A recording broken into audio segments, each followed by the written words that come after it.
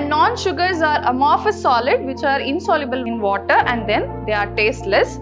For example, starch, glycogen. So if sucrose is boiled with dilute HCl or H2SO4 in alcoholic solution, glucose and fructose are obtained in equal amounts. In the presence of hydroxylamine, that is NH2OH, it gives CH double bond NOH is attached to first carbon, and in the beta D plus glucose, OH is on the left hand side. So such type of carbon atoms are known as anomeric carbon.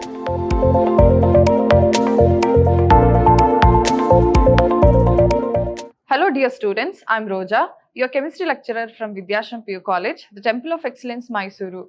Today we are going to start a new chapter, that is Biomolecules. So in this session we are going to study about carbohydrates, then classification of carbohydrates, then preparation and structure of glucose, then also about cyclic structure of glucose, fructose, disaccharides, maltose, lactose, and then polysaccharides. So in this session, we shall start with carbohydrates. So what are carbohydrates? So carbohydrates may be defined as the optically active polyhydroxy aldehydes or ketones or the compounds which produce such units on hydrolysis. So hydroxyaldehydes is nothing but CHO or C double bond O, aldehydes and ketone group. So carbohydrates are also called saccharides, which means sugar in Greek.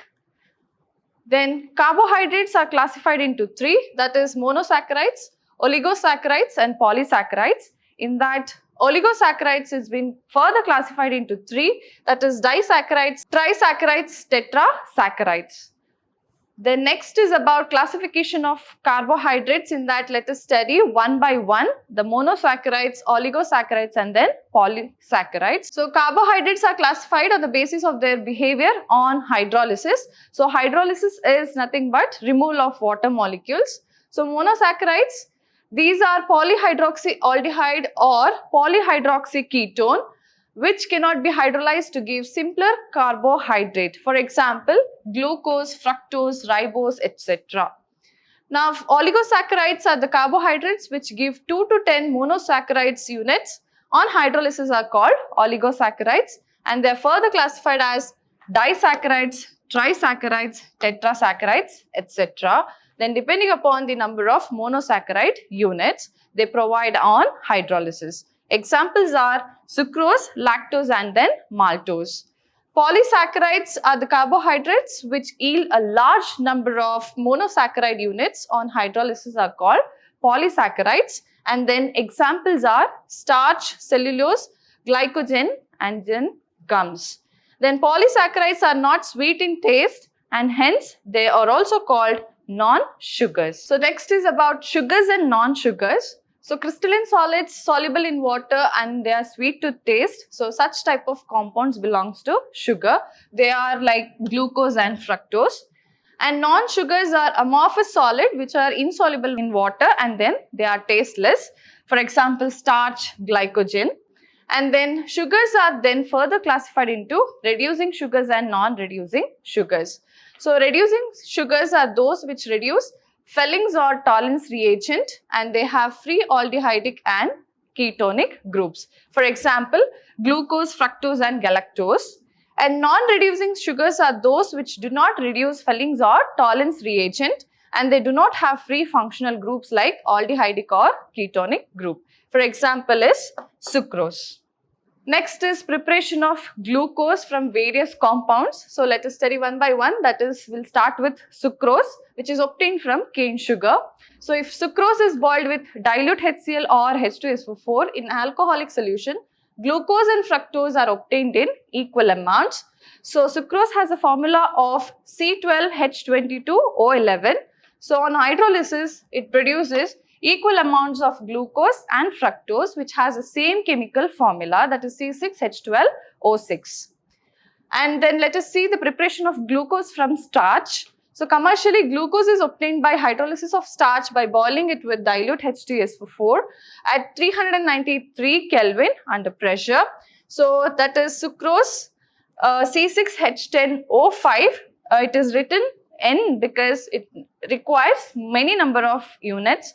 So on hydrolysis, it produces glucose, that is n number of units. So next is about structure of glucose. So glucose is an aldohexose and is also known as dextrose. So its a molecular formula is found to be C6H12O6, and on prolonged heating with hydrogen iodide, it forms N-hexane, suggesting that all the 6 carbon atoms are linked in a straight chain. So here is a reaction wherein the CHO 4 times and then CH2OH on reacting with HI, that is hydrogen iodide. So it gives N-hexane, forming 6 carbon atoms are attached to each other. So there are 6 carbon atoms. Next, glucose reacts with hydroxylamine to form an oxime and adds a molecule of hydrogen cyanide to give cyanohydrin, and this reactions come from the presence of carbonyl group, that is C double bond O in glucose.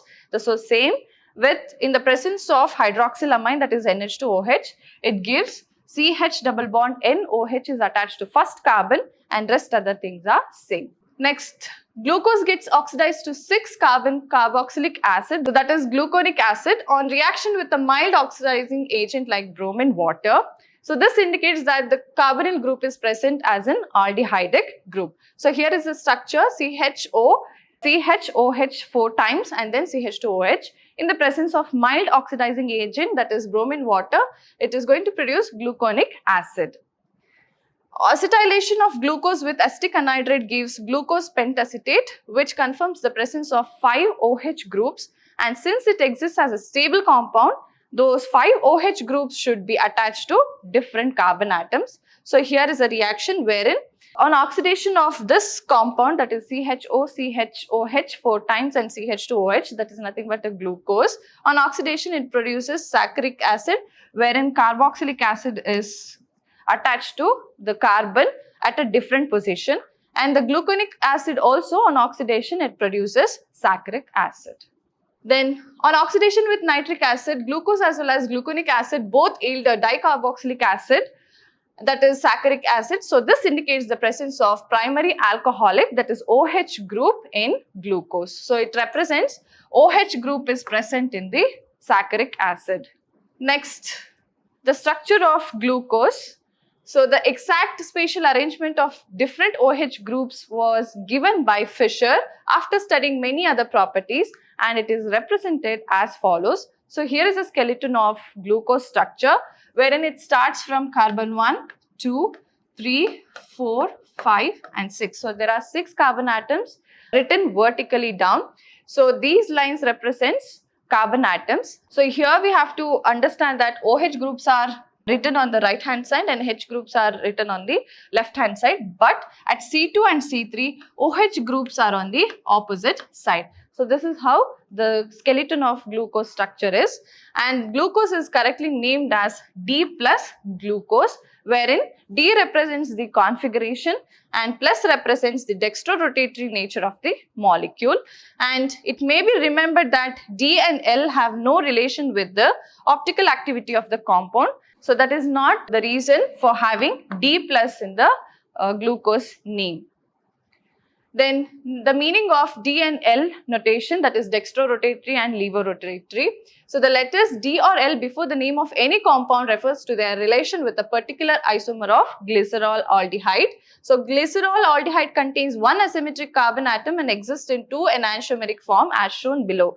So these two structures are glyceraldehyde, wherein the center carbon atom consists of 4 different groups attached to it, but here in the plus glyceraldehyde, OH group is on the right hand side, and in the minus glyceraldehyde, OH group is on the left hand side. These are known to be called as enantiomers, and these carbon atoms are called as asymmetric carbon or achiral carbon.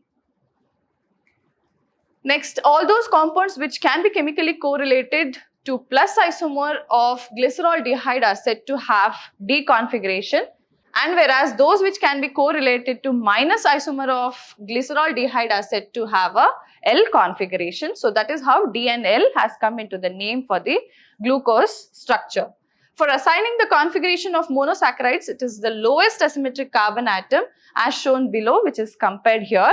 So here you have to check with the lowest carbon atom to assign D and L for the structure of the glucose.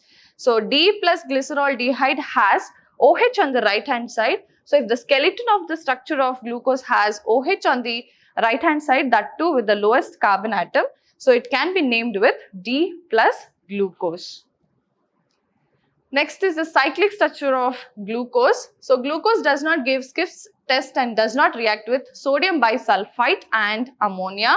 So glucose is found to exist in two different crystalline forms which are named as alpha and beta. So alpha form of glucose, which is having melting point around 419 Kelvin, is obtained by crystallization from concentrated solution of glucose at 303 Kelvin, and while beta form, which is having a melting point of 423 Kelvin, is obtained by crystallization from hot and saturated aqueous solution at 371 Kelvin. So this behavior could not be explained by the open chain structure of the glucose. So it was found that glucose forms 6-membered ring in which OH at C5 is involved in the ring formation. So how that C5 is involved in the ring formation, let us see. So this explains the absence of CHO group and also the existence of glucose in two forms are as shown now. These two cyclic forms exist in equilibrium with open chain structure. So this is the actual structure, that is what we have studied. So here in the ring formation, carbon at C5 having OH group will link to the carbon 1 having CHO group, forming a cyclic structure here. So this structure represents alpha D plus glucose and this structure represents beta D plus glucose. And then anomers, the two cyclic forms of glucose differ only in the configuration of the hydroxyl group at C1. So here you can observe, so in this alpha D plus glucose, OH is on the right hand side, and in the beta D plus glucose, OH is on the left hand side. So such type of carbon atoms are known as anomeric carbon, and such isomers are also called as anomers. So the 6-membered cyclic structure of glucose is called as pyranose structure. So here is a Harvard structure of glucose containing pyranose structure. So oxygen of carbon 5 is linked to carbon 1 and therefore forming a cyclic structure of the glucose. So it is alpha D plus glucopyranose and this is beta D plus glucopyranose, and you have to mention where to be placed H and where to be placed OH. Always remember, right hand side functional groups has to be mentioned and the left hand side functional group has to be mentioned on the upper level. So this is the structure of alpha D plus glucopyranose and beta D plus glucopyranose. So next is about another compound, that is fructose.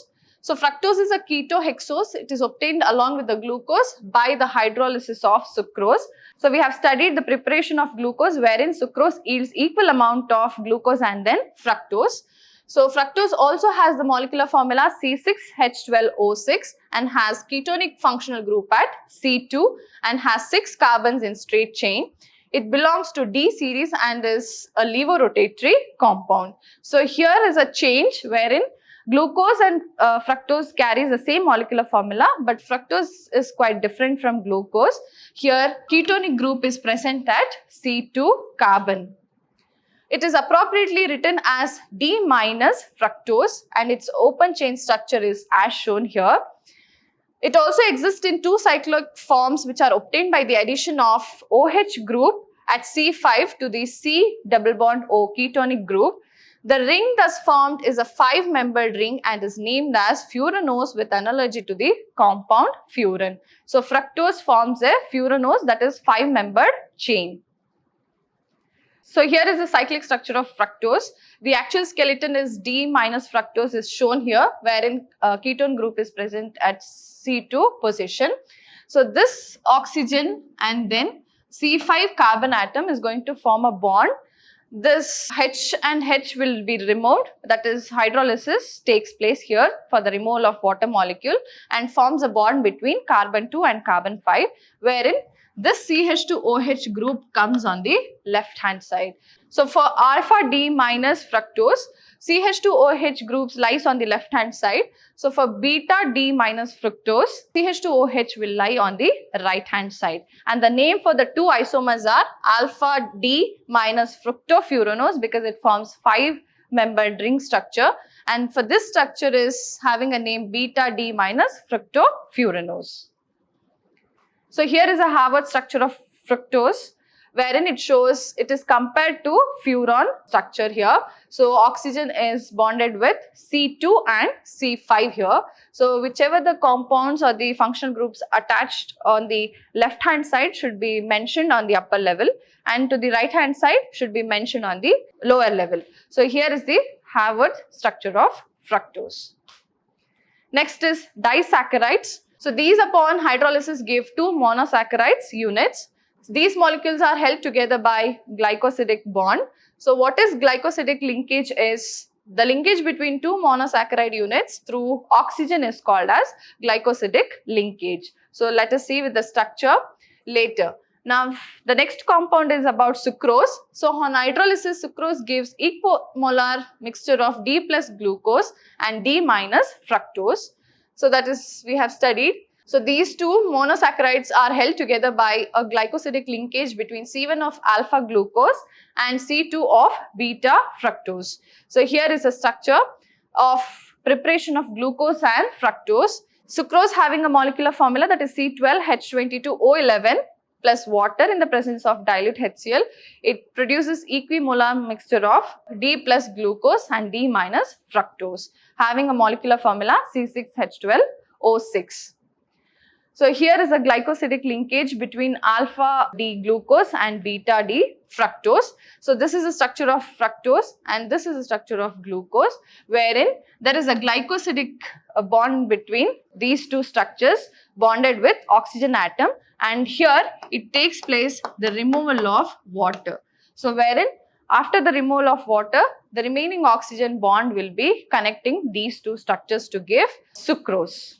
Next, sucrose is a non-reducing sugar. How is that? Let us see. Since the reducing groups of glucose and fructose are involved in glycosidic bond formation, it belongs to non-reducing sugar.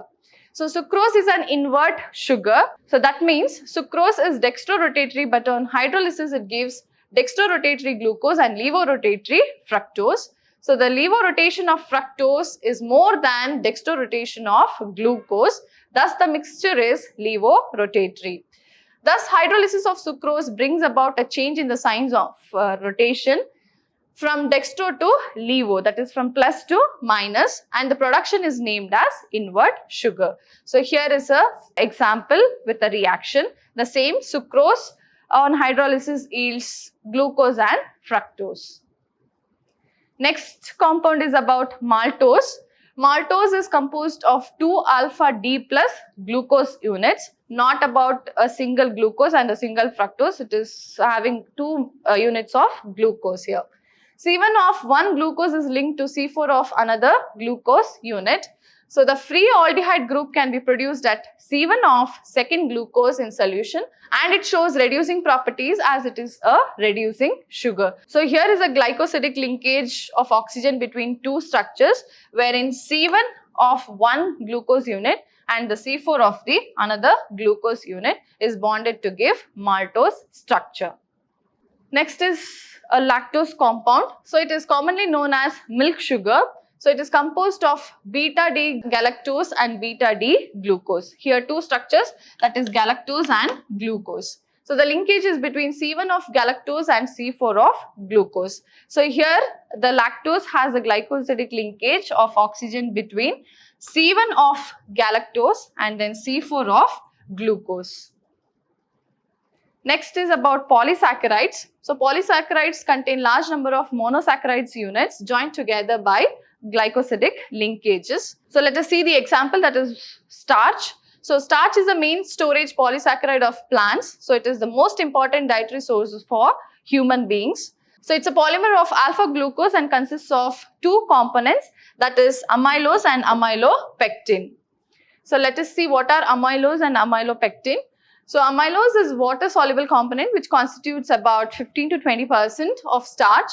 So chemically, amylose is a long unbranched chain with 200 to 1000 alpha D plus glucose units held by C1 to C4 glycosidic linkage. So amylopectin is insoluble in water and constitutes about 80 to 80% of starch here. So it's a branched chain polymer of alpha D glucose units in which chain is formed by C1 to C4 glycosidic linkage, whereas branching occurs by C1 C6 glycosidic linkage. So here is the structure of polysaccharide units, which consists of single monomers attached by glycosidic linkage. So alpha link is between carbon 1 and carbon 4. Here you can observe carbon 1 and carbon 4. So these are known to be alpha link. So it is a straight chain. But when it comes to branching, it starts with C1 of one unit, that is from the alpha link, and C6 of the another unit will be bonded with oxygen, that is having a glycosidic linkage, and then the carbon bonding will be at 6th position of another unit. So this will be forming a beta link. So this is the structure for the polysaccharides. So let us see the differences between amylose and amylopectin here. So amylose is a long unbranched polymer of alpha D plus glucose. So amylopectin is long branched polymer of alpha D plus glucose. Then amylose are water soluble part of starch. Amylopectin are water insoluble part of starch. Then amylose constitutes about 15 to 20% of starch, but amylopectin constitutes about 80 to 80% of starch. So monomers held by C1 and C4 linkage. So here monomers are held by C1 and C4 linkage, and also branching occurs by C1 and C6 glycosidic linkage. So that was about today's session. So in the next session, we are going to study about cellulose. So until then, thank you.